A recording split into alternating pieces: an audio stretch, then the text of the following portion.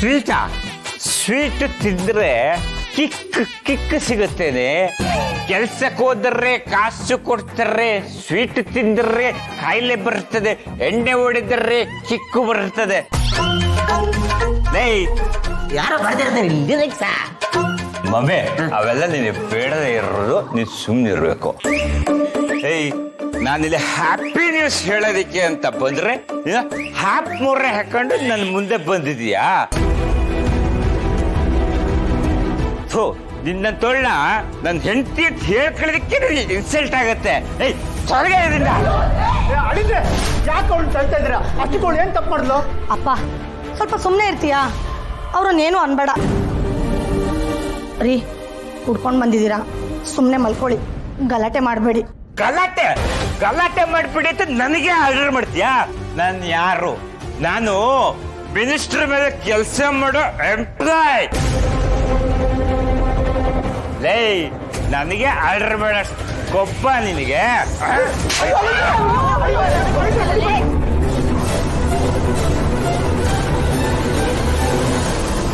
ಅಯ್ಯೋ ರಕ್ತ! ಅಳಿಯಂದ್ರೆ ಏನಾಗಿದೆ ನಿಮ್ಗೆ?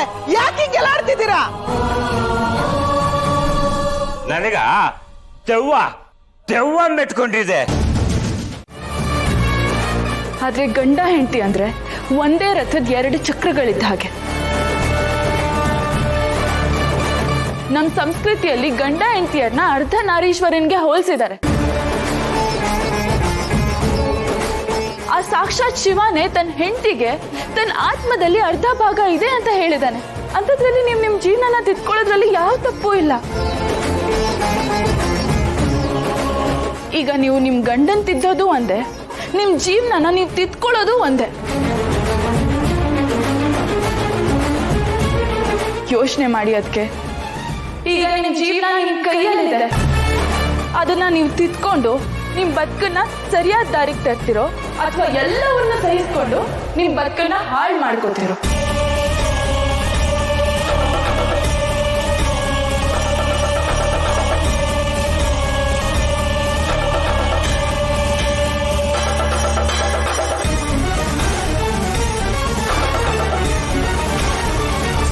ಹೇಳ್ತಾ ಇದ್ದೀನಿ, ಈಗ ನಿಮ್ಮ ಜೀವನ ನಿಮ್ಮ ಕೈಯಲ್ಲೇ ಇದೆ.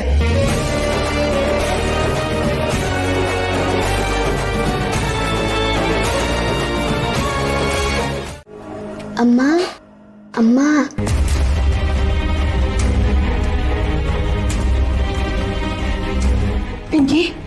ಪಿಂಕಿ ಪುಟ್ಟ, ನಾನು ಪಿಂಕಿ. ಡೋರ್ ಓಪನ್ ಮಾಡ್ತಾ ಇದ್ದೀನಿ. ಪಿಂಕಿ, ನಿಧಾನವಾಗಿ, ಅಕ್ಕಪಕ್ಕ ನೋಡ್ಕೊಂಡು. ಯಾರು ಇಲ್ಲ ತಾನೆ? ಯಾರು ಇಲ್ಲ ಅಮ್ಮ, ಯಾರಿಗೂ ಕಾಣದೇ ಇರೋ ತರ ಬಂದಿದ್ದೀನಿ.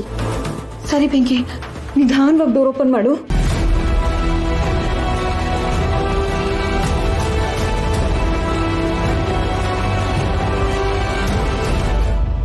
ಅಂತೂ ಆ ಸುಂದ್ರನ ಕೆಲ್ಸಕ್ಕೆ ತಗೊಂಡಿದ್ದಾಯ್ತು.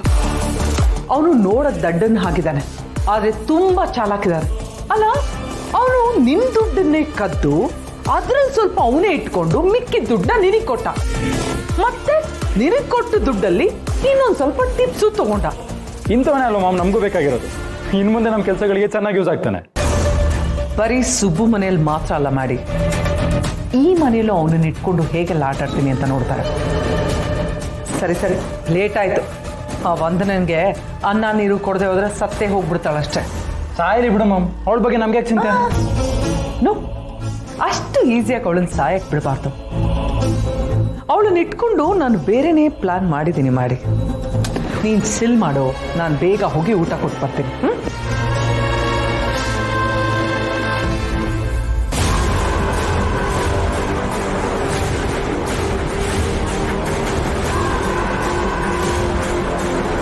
ಮಾಮ್, ಏನಾಯ್ತು? ಅದು ಮಾಡಿ ಅಂತ ನನ್ನ ರೂಮ್ಗೆ ಈ ಲ್ಯಾಂಪ್ ಕೆಳಗಿಟ್ಟಿದ್ದೆ, ಆದ್ರೆ ಅದು ಕಾಣ್ತಿಲ್ಲ.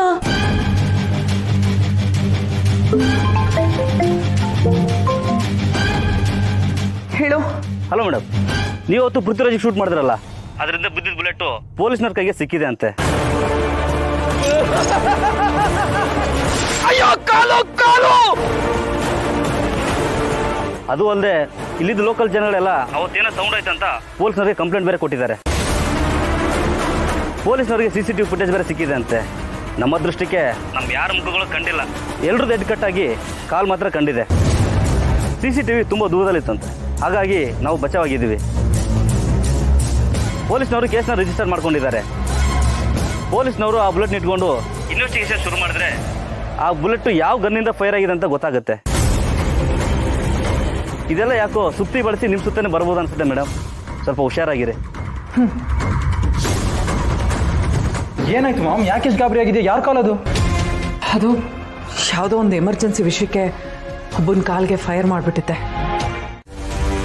ಸತ್ಯ ಯಾರೂ ನೋಡಿಲ್ಲ.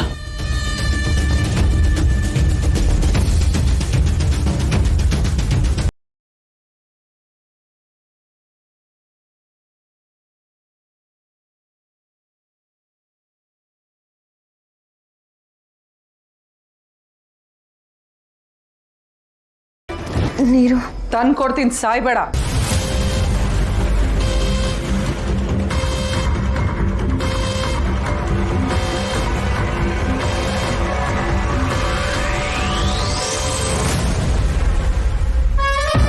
ಇನ್ಮೇಲಾದ್ರೂ ಈ ಕೀನ ಜೋಪಾನವಾಗಿಡ್ಬೇಕು. ಸತ್ಯ ಯಾರೂ ನೋಡಿಲ್ಲ. ಅಕಸ್ಮಾತ್ ಆ ಪಿಂಕಿ ಸುರೇಂದ್ರ ಏನಾದ್ರೂ ಒಳಗಡೆ ಹೋಗ್ಬಿಟ್ಟಿದ್ರೆ ಥ್ಯಾಂಕ್ ಗಾಡ್.